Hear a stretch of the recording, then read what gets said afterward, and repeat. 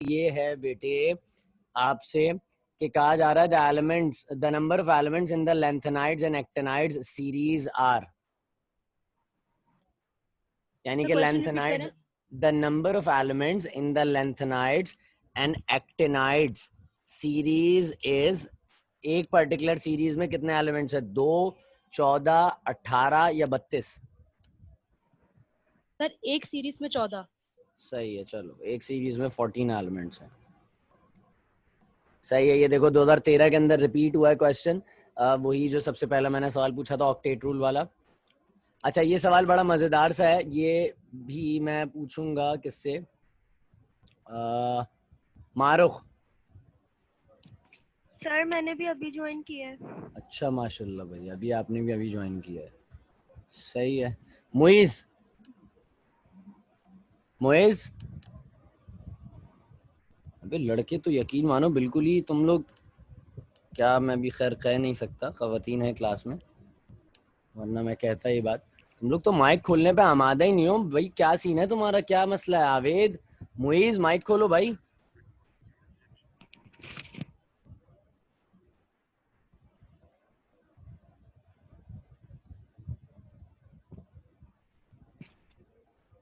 Anas, Rana Anas. Yes sir. Anas मुझे एक बात बताओ, सवाल लिखा हुआ है the elements of group 1B are called dash, normal elements, rare earth metals, coinage metals या alkali metals. The elements of group number 1B। Sir coinage. That's good, coinage metals, बेहतरीन हो गया, सही है। अच्छा आगे चलते हैं, राना अनस के बाद है सना फातिमा। सना, यस सर। सना मुझे बताओ बेटा, कहा जा रहा है the number of neutrons in protium is dash, 0, 1, 2, 3। कितने प्रोटॉन्स होते हैं प्रोटियम में? सर 0। 0 प्रोटॉन्स होते हैं, सही। आगे चलते हैं, द एलिमेंट, ये सवाल मैं कर रहा हूं सरीना, सरीना से। The element of the element having the symbol Ga, Ga symbol है कि एलिमेंट का, वो कौन सी फैमिली से बिलोंग कर रहा है? क्या ये कार्बन फैमिली से है, क्या ये नाइट्रोजन से है, क्या ये बोरॉन से है, क्या ये बेरिलियम से है? कौन सी फैमिली से है? सना बता दो। कार्बन फैमिली से। कार्बन फैमिली के एलिमेंट सुनाइएगा जरा मुझे।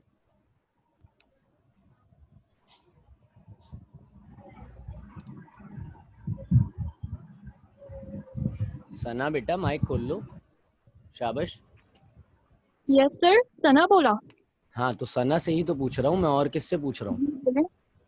मैंने सॉरी पूछा सर, बताएं। है द एलिमेंट, ऐसा कौन सा एलिमेंट है? ये मतलब ऐसा नहीं है कि मैं अगर किसी एक से पूछ रहा हूँ तो बाकी सारे बिल्कुल जो है वो बरी जिम्मा हो गए इस चीज से, सबके सुनने की बात है। सही और गलत जवाब आ रहे हैं तो आपको भी पता होना चाहिए कि इसका सही जवाब क्या है। जी जी। मैंने पूछा है the element having the symbol Ga, Ga एक सिंबल है एलिमेंट का, वो एलिमेंट कौन सी फैमिली से बिलोंग करता है? क्या ये एलिमेंट कार्बन फैमिली से है, क्या ये एलिमेंट नाइट्रोजन से है, बोरॉन से है या बेरिलियम से? कौन सी फैमिली से है सना, जल्दी बता दो। सर आई गेस कार्बन से। सर बोरॉन फैमिली से आई गेस। ये कौन सी आपने पहले मेरा नाम लिया था, मुझसे पूछा। अच्छा और सरीना फिर बोला था आपने मुझे। मेरा नाम लिया था। चलो माजरत, मैंने सना तुमसे शायद सवाल कर लिया होगा। हाँ सरीना मुझे बताओ कौन सी फैमिली? Carbon family? नहीं, बोरॉन फैमिली। बोरॉन फैमिली का क्या नाम, क्या इस एलिमेंट का जिसका सिंबल Ga होता है? क्या नाम है इस एलिमेंट का? गैलियम। गैलियम। किताब तो नहीं खुली हुई ना सामने, कभी पीरियोडिक टेबल ही खोल के रखा हुआ? सर हमारे पास पीरियोडिक टेबल है क्या हमारी बुक में? ये हुई ना सबसे बेहतरीन बात, मतलब मेरे बच्चों इतने होनहार है कि कभी किताब के सफ़े नहीं देखे, कि पता ही नहीं है कि पीरियोडिक टेबल है भी कि नहीं है किताब में। माशाल्लाह भाई माशाल्लाह, अल्लाह मियां नजर बद से बचाए। गैलियम है ये एलिमेंट, सही है। कार्बन फैमिली से जिसने जवाब दिया था ना सना ने, तो कार्बन फैमिली में बेटा जर्मेनियम होता है, उसका सिंबल Ge है। खैर आगे चलते हैं, शाफेन। Yes sir. शाफेन सवाल ये है, the first 7 groups of the periodic table are divided the sub groups A consisting of dash transition elements, यानी कि जो आपके 7 ग्रुप्स हैं स्टार्टअप के पीरियोडिक टेबल के, आपने उन्हें डिवाइड किया एलिमेंट्स के अंदर, और उन एलिमेंट्स को क्या नाम दिया जाता है? ट्रांजिशन एलिमेंट्स कहते हैं, रिप्रेजेंटेटिव एलिमेंट्स कहते हैं, मेटालिक एलिमेंट्स कहते हैं, या कॉम्प्लेक्स एलिमेंट्स कहते हैं? क्या कहते हैं? Representative elements. अच्छा, रिप्रेजेंटेटिव एलिमेंट्स कहते हैं। सही है, आगे चलते हैं। शारिक, शारिक तुम हमजा के कजन हो ना? सही है, मतलब तुम्हारी शिकायतें तो डायरेक्ट घर पे ही चली जाएंगी, कोई मसले वाली बात नहीं है। चलो तो शारिक मुझे बताओ कि रिप्रेजेंटेटिव एलिमेंट्स बता दिया शाफैन ने, ये था ग्रुप नंबर 1 से लेके 7A, 1A से लेके 7A। तो ग्रुप नंबर 8A को क्या कहते हैं? Noble gases. अच्छा, ग्रुप नंबर 8A को नोबल गैसेस कहते हैं। लगा लो बेटा, अब्बा का ही हॉटस्पॉट लगा लो, मेरे बच्चे काम आ जाएगा। खैर, नोबल गैसेस कहते हैं। अच्छा शारिक मुझे एक बात बताओ, डी ब्लॉक एलिमेंट्स को क्या कहते हैं? सर डी ब्लॉक एलिमेंट्स में बी फैमिली आती है। बी फैमिली तो आती है, उसे कहते क्या है? जैसे तुमने मुझे बताया कि रिप्रेजेंटेटिव शाफैन ने बताया, तुमने मुझे नोबल गैसेस बताया, मुझे बताओ डी ब्लॉक एलिमेंट्स को क्या कहते हैं इस तरह से? सर ऑप्शन बता दें। ऑप्शंस मैं फिर दे देता हूँ भाई तुम्हें। अच्छा, डी ब्लॉक एलिमेंट्स के लिए भी यही ऑप्शंस हैं, transition elements, representative elements, metallic elements, complex elements. क्या कहते हैं बताओ? Sir transition elements. Transition elements कहते हैं। सही है। शिजरा मुझे जल्दी से माइक खोल लो और बता दो जरा एक बात। शिजरा, शिजरा ही नाम है। शिजरा, यस सर। शिजरा मुझे ये बताओ कि ट्रांजिशन एलिमेंट्स में कौन से 2 ब्लॉक आते हैं? F block and D block. F block and D block, सही हो गया है। अच्छा, एफ ब्लॉक में टोटल कितने एलिमेंट्स हैं शिजरा? 28 28 हैं। क्या नाम होते हैं Shijra? Lanthanides and actinide. Lanthanides और एक्टिनाइड्स। एक्टिनाइड्स। इनमें से रेडियो एक्टिव कौन से वाले हैं और नॉन रेडियो एक्टिव कौन से वाले हैं? सब वो मालूम नहीं है। वाह भाई वाह, बेहतरीन हो गया, बेहतरीन हो गया। आपको ये नहीं मालूम कि ये रेडियो एक्टिव कौन से वाले हैं और नॉन रेडियो एक्टिव कौन से वाले हैं। अच्छा चलो सही है। खैर, उरूज पे आते हैं। उरूज, यस सर बोलें। उरूज मुझे बताओ कि इनमें से कौन से एलिमेंट्स हैं जो आपके पास रेडियो एक्टिव और नॉन रेडियो एक्टिव होते हैं? जल्दी बता दो। सर जिनका एटॉमिक मास 82 से अबव होता है। अरे मेरे बच्चे, मैं ये थोड़ी पूछ रहा हूँ, मैंने तो पूछा है लैंथेनाइड्स और एक्टिनाइड्स में से कौन से होते हैं आपके पास रेडियो एक्टिव और नॉन रेडियो एक्टिव? अच्छा सर, इसका मुझे नहीं पता। तुम इसका मतलब मैंने तुम लोगों को यूरेनियम। तो मतलब मैंने यूरेनियम। हैं? यूरेनियम। यूरेनियम कहाँ से बेटा? यूरेनियम से मतलब दुनिया को सिर्फ एक ही पता है। अगर तुमसे कहा जाए कि बम कैसे बनाते हैं, इसको ढूंढो गूगल पे, तुम लोग यूरेनियम लिख के सर्च कर लोगे, फिर 2 दिन के लिए, 1 दिन के लिए तुम्हारा गूगल बंद हो जाएगा। खैर, सिर्फ uranium is not only radio active element. Uranium के अलावा भी है। मैंने पढ़ाए थे मेरे बेटे, इनर ट्रांजिशन एलिमेंट्स पढ़ाए थे मैंने, या नहीं पढ़ाए थे? उसमें मैंने बताया था ना कि आपके पास 14 एलिमेंट्स अपर हैं, 14 एलिमेंट्स लोअर हैं। The upper 14 elements are the lanthanides and are known as and are the non radioactive elements. The lower 14 elements which are known as the actinides are the radioactive elements. तो ये बातें जहन में रखा करो ना बेटे, ये सब चीजें ऐसी थोड़ी हैं कि तुम लोग फौरन से भूल जाते हो बस। खैर बहरहाल, हम बात कर रहे थे, आगे चलते हैं। जमीरा, जी सर। जमीरा मुझे बताओ, कहा जा रहा है एक क्वेश्चन में, शायद तुमने ही पूछा था या किसी और ने मुझसे पूछा भी था, the atomic number of an element. ये थोड़ा सा सॉल्विंग है, या आप डायरेक्टली मुझे जवाब भी दे सकते हैं अगर आप थोड़ा सा दिमाग लगाएंगे इस पे। कहा जा रहा है the atomic number of an element belonging to the group number 5A। एक एलिमेंट है जो, अच्छा इसके लिए ओपन है ये क्वेश्चन, सबके लिए ओपन है भाई, ये मैंने सबके लिए ओपन कर दिया। जिसको इसका जवाब पता हो फौरन मुझे बता सकता है। कहा जा रहा है the atomic number of an element, एक एलिमेंट है जिसका एटॉमिक नंबर है, सॉरी एटॉमिक नंबर आपको बताना है ये एलिमेंट पाया जा रहा है ग्रुप नंबर 5A में और थर्ड पीरियड में पाया जाता है। ग्रुप नंबर 5A में पाया जा रहा है और थर्ड ए पीरियड है इसका, इसमें पाया जा रहा है। ऑप्शंस हैं 7, 13, 15 और 23। कोई बताएगा मुझे इसका जवाब? 15 होगा इसका आंसर। 15 सर। एक मिनट मैं देख लूं कौन कौन बोल रहा है, क्योंकि मेरा 13 15 सर। 15 yes sir. हाँ अलीशा माशाल्लाह सब कह रहे हैं 15। कैसे पता चला 15 है? बता रहा कौम को बता दो, कौम की निगाहें आपकी तरफ हैं। नाइट्रोजन के नीचे होता है ये ग्रुप। अरे भाई भाई इतना पकड़ के आ गया, नाइट्रोजन के एग्जैक्टली नीचे होता है। अच्छा भाई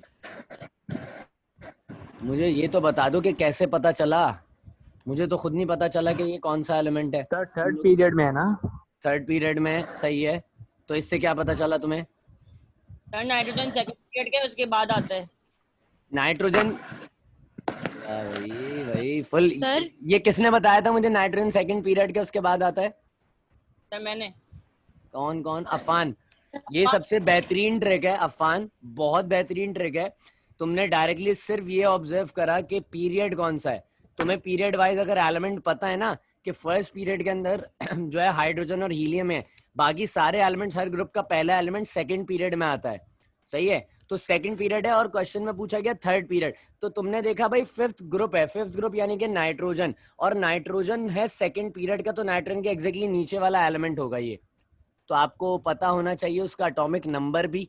तो एटॉमिक नंबर कैसे निकालोगे मुझे बताओ? एटॉमिक नंबर तो यहाँ पे बहुत सारे दिए गए, 7 है, 13 है, 15 है, 23। 7 में 8 प्लस कर देंगे। अबे भाई ये भी अफान तुमने बताया ये? Yes sir. भैया ये मैं पर्सनली कहूंगा कि आप लोग वहाँ अपने अपने घरों पे एक आध क्लैप कर लीजिएगा इस बच्चे के लिए। माशाल्लाह बहुत एक्स्ट्रा ऑर्डिनरी लेवल पे आंसर दिया और बहुत जल्दी आंसर दिया है। वरना नॉर्मली इसको जो है वो सबसे आसान तरीका जो होता है ना इसका, वो होता है आप इसकी इलेक्ट्रॉनिक कॉन्फ़िगरेशन प्लॉट करके देख लें।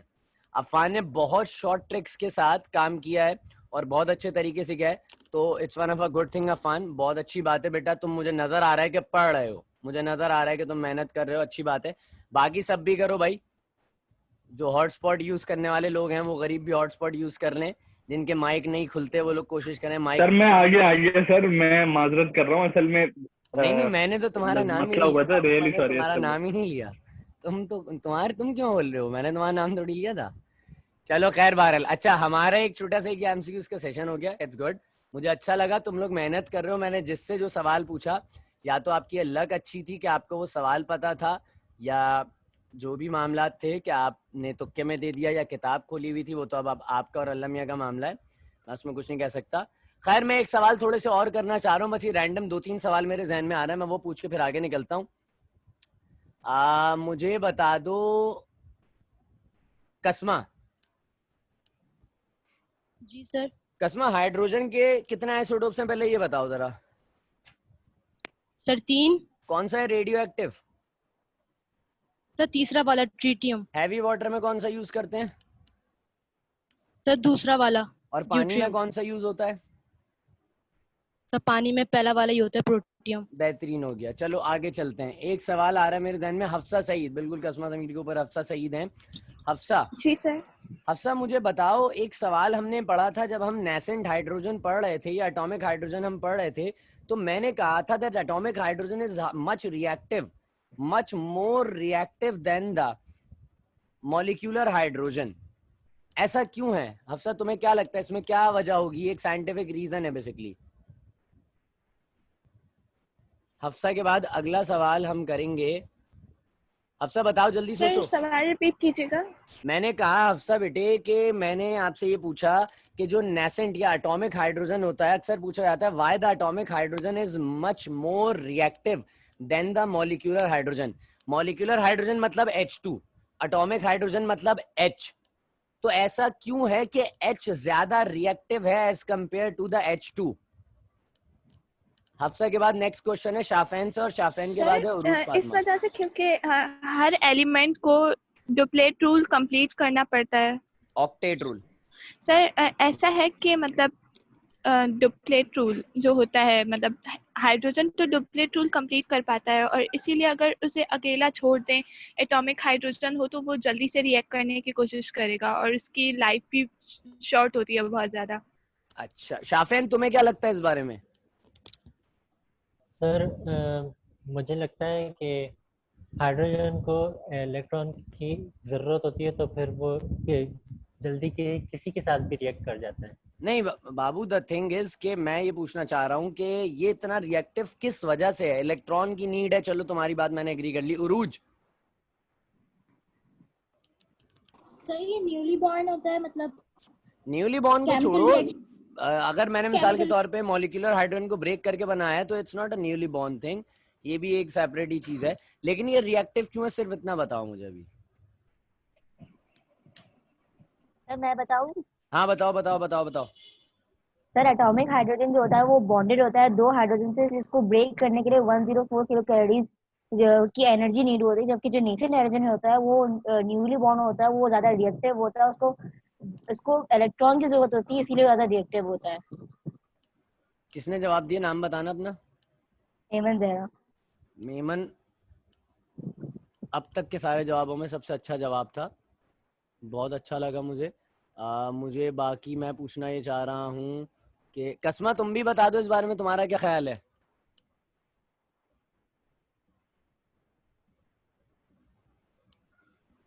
कस्मा, जमीर, आवाज आ रही है भाई?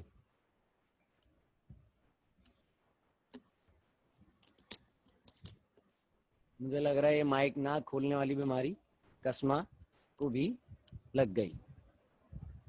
नूर सबा, नूर,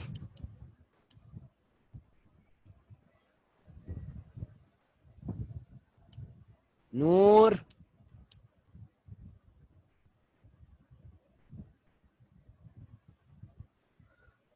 आवाज आ रही है तुम लोग को मेरे बच्चों?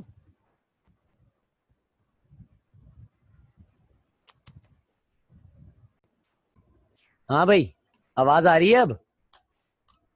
यस सर आ रही है। हाँ सर तो आपने एक और चीज आ रही है।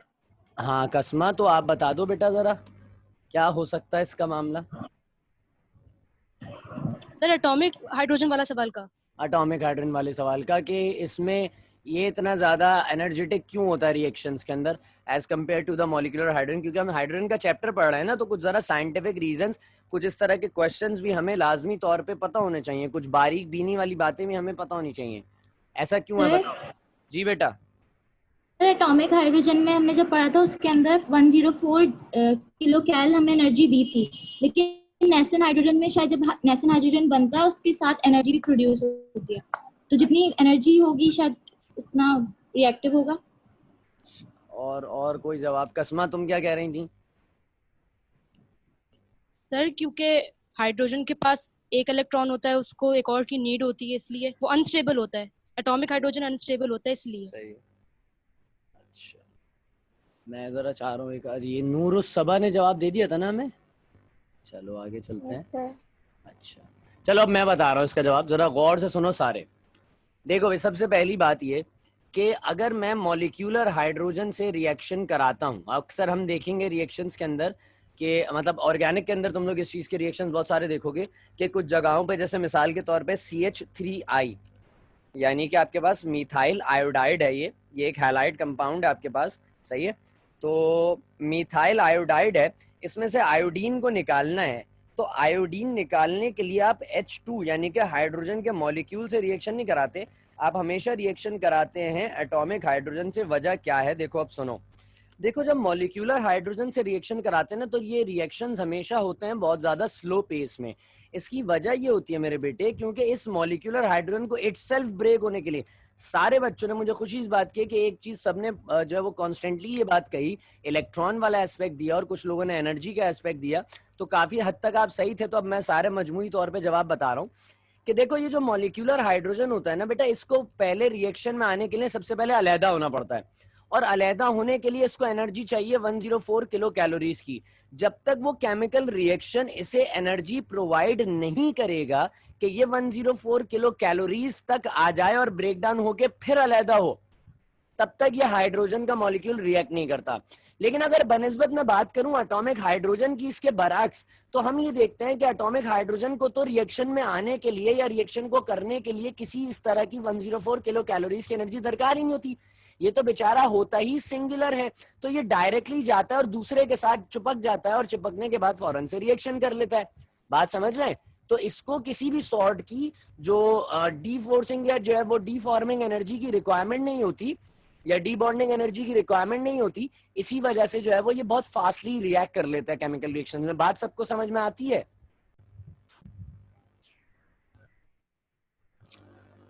बात समझ में आई भाई सबको? सर आपकी आवाज बीच में से कट हो गई थी। हाँ, वो असल में ना या तो तुम लोग की किस्मत बहुत अच्छी है या मेरी किस्मत बहुत बुरी है कि सिर्फ यही जो 7 बजे से तकरीबन 8:30 पौने 9 तक का टाइम है, सिर्फ इसी में मेरा नेट फ्लक्चुएट करता है, पता नहीं क्यों। इसको भी देखना पड़ेगा, तो इंटरनेट की डिवाइस ही चेंज करनी पड़ जाएगी अब हमें। तो मैं यही बता रहा था कि ये जो आपका मॉलिक्यूलर हाइड्रोजन होता है, इसको रिएक्शन में आने के लिए बेसिकली करना क्या पड़ता है, जरा देख लेते हैं। चलो थोड़ा सा बोर्ड पे ना, बड़ी देर हो गई मुझे भी बैठे हुए। तो कहानी ये है कि जो मॉलिक्यूलर हाइड्रोजन है, इस बेचारे को केमिकल रिएक्शन में आने के लिए करना क्या पड़ता है कि इसे टूटना पड़ता है आपस में। ये H और H है, तो इन H को आपस में ब्रेक डाउन होना पड़ता है, तब जाकर ये किसी केमिकल रिएक्शन में पार्टिसिपेट कर पाएंगे। लेकिन अगर इसके बरअक्स मैं बात करूं सिर्फ इस H की, ये बेचारा गरीब आवारागर्द हाइड्रोजन है, इसके साथ कोई नहीं है, तो इसको बिल्कुल स्ट्रेट अवे ये किसी के साथ भी जुड़ जाएगा, किसी के साथ भी रिएक्शन कर लेगा। लेकिन यहां रिएक्शन, इन्हें रिएक्शन करने के लिए पहले तो इस बॉन्ड को तोड़ना पड़ेगा अपने, फिर उसके बाद ये किसी और के साथ जुड़ सकते हैं। बात समझ में आ रही है? तो वो जो केमिकल रिएक्शन है जो मैंने आपको बताया, CH3I मिथाइल आयोडाइड, और इसके साथ आप रिएक्ट कराते हैं 2H, यानी कि 2 एटॉमिक हाइड्रोजन्स को आप इसके साथ रिएक्ट कराते हैं, और इन 2 एटॉमिक हाइड्रोजन्स के रिएक्शन की सूरत में आपके पास बन जाता है मीथेन और साथ साथ हाइड्रोजन आयोडाइड। बात यहां तक आप मेरी समझ रहे हैं सारे? बात सबको क्लियर हो गई भाई? Yes sir. किसी का कोई सवाल? अच्छा, सही है, आगे चलते हैं इस बात को लेके। अच्छा, कल मुझे बता दो, कल हम कहां तक पहुंच चुके थे? हमने कौन से हाइड्राइड्स पढ़ लिए थे अपने पास? आई थिंक कोवलेंट पढ़ लिए। सर हमें कंपाउंड पढ़ने हैं। कौन से कंपाउंड पढ़ने? हाइड्राइड्स स्टार्ट करना। अच्छा, हाइड्राइड्स पढ़ रहे थे, तो हाइड्राइड्स में हमने कोवलेंट हाइड्राइड्स स्टार्ट कर लिए थे, आई थिंक, जहां तक मेरे जहन में आ रहा है। ऐसी है? जी सर। सही है। तो देखो, हमने कॉम्प्लेक्स हाइड्राइड्स तक बात कर ली थी, कॉम्प्लेक्स की हमने प्रॉपर्टीज देख ली थी, अब हम कोवलेंट हाइड्राइड्स के ऊपर बात कर रहे हैं। आइए जरा कोवलेंट हाइड्राइड्स को देख लेते हैं अपने पास। देखो भाई, कोवलेंट हाइड्राइड्स मैंने आपको बताया कि 2 तरह के हाइड्राइड्स होंगे कोवलेंट हाइड्राइड्स ना। एक आपके पास कोवलेंट हाइड्राइड्स के अंदर पाए जाएंगे जो पोलर होंगे, कुछ पाए जाएंगे जो नॉन पोलर होंगे, तो आपने दोनों सॉर्ट पे देखना है। जो ग्रुप नंबर 4 था, उससे बनने वाले हाइड्राइड्स बेसिकली जो है वो नॉन पोलर थे, और फिर 5 से लेकर आपके पास जो आगे तक जा रहे थे वो सारे आपके कौन से हाइड्राइड्स थे? वो सारे आपके बिल्कुल स्ट्रेट अवे पोलर हाइड्राइड से। बात समझ रहे हैं?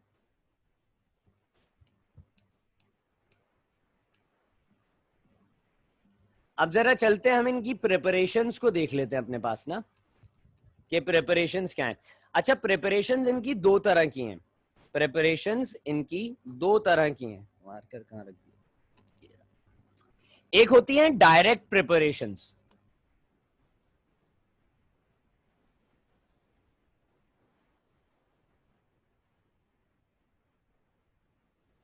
मैं वहीं बिल्कुल कल वाली बात से ही कंटिन्यू कर रहा हूं। अगर किसी का कोई मसला हो, कोई बात हो, तो पूछ लेना मुझसे।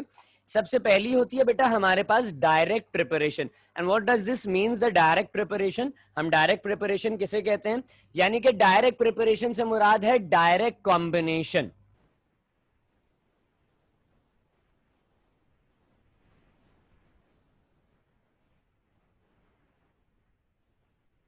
डायरेक्ट प्रिपरेशन यानी कि डायरेक्ट कॉम्बिनेशन, इससे मुराद है कि ये दोनों एलिमेंट जो भी उस कंपाउंड में थे, वो दोनों एलिमेंट्स बिल्कुल सिंगुलरली और जो है सिंगल हैंडेडली आपस में एक दूसरे के साथ इंटरैक्ट कर कर मिल जाएंगे। मिसाल के तौर पे मैं सबसे पहली बताऊं आपको, हमारे पास मीथेन बनाना है तो हमें चाहिए कार्बन और 2 हाइड्रोजन चाहिए इस तरह से, और आप रिएक्शन करेंगे और आपके पास एक कंपाउंड जनरेट हो जाना है CH4। ये कहलाएगी direct combination, preparation by the direct combination. अगर मैं बात को आगे बढ़ाता हूं, सेकंड प्रिपरेशन पर हम अपने पास लेके चलते हैं, तो हमारे पास मिसाल के तौर पे सल्फर है और आपने इसे रिएक्ट करा दिया अपने पास,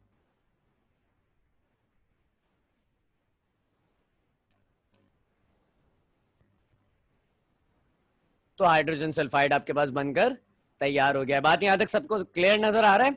बोर्ड क्लियर है? Yes sir. जी सर। कोई बाहर है क्लास से, मैं इनको भी जरा इन कर दूं। अच्छा, किसी के पास टाइम आ रहा है? कितना रह गया हमारी क्लास का टाइम? 1 minute sir. चलो एक इक्वेशन और लिख लेते हैं, फिर उसके बाद हम अपनी बात को आगे बढ़ाते हैं। चलो स्टार्ट करते हैं। ये हमारे पास हम डायरेक्ट कॉम्बिनेशंस देख रहे हैं अपने पास ना। मिसाल के तौर पे N2 है प्लस 3H2 है, और रिएक्शन की सूरत में क्या बन जाएगा? 2NH3 यानी कि ammonia. These are the direct combination chemical reactions, direct combination preparations of the covalent hydrides. बात यहां तक सबको क्लियर होती है?